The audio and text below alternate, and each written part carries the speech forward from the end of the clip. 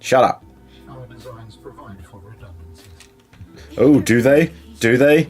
Because you didn't seem to provide for the redundancy that you were left in that cave and I had to come find you and direct you to within 50 meters of each of these things so that you knew where they were.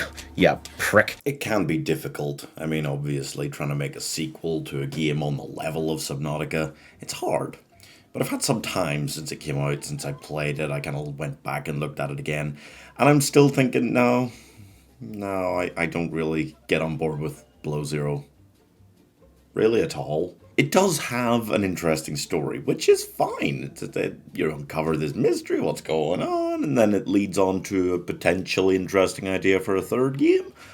But this game itself, it just felt like there was less direction to it in general than the first game, and that didn't help. And also, I don't know.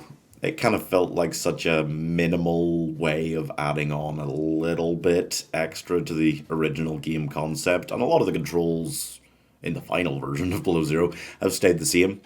But there is not that much added. There's not that much. Even when it's things that they do add in new, it doesn't feel very exciting. It doesn't feel very different.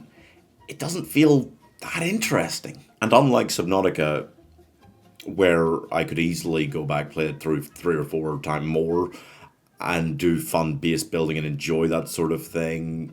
This one I don't feel the same way, and I think part of that is just down to it's not lazily made. It's not. Not really. I mean, it was in development for so long, but it's not great. I enjoyed it well enough, but it felt like it dragged, which is not what you want for a survival game.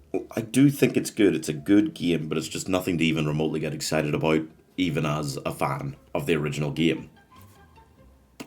Maybe an interesting idea for a third one coming, but honestly, from the way this was made, with how long it took to make, and with how many drastic changes they made during it, I'm not hyped to see a third one either, honestly. I'm just happy to go back and play the original. But I'm giving excitement levels Below Zero 69 out of 100. I don't know what it was in particular, just all the vehicles, like the scooter thing you can drive on the snow, that didn't feel very necessary, and a lot of the bases and things you really had to like go and uncover in a way that the first game would sort of lead you to enough that you weren't just kind of aimlessly wandering around in the dark for ages, which felt like what I was doing for a lot of this game.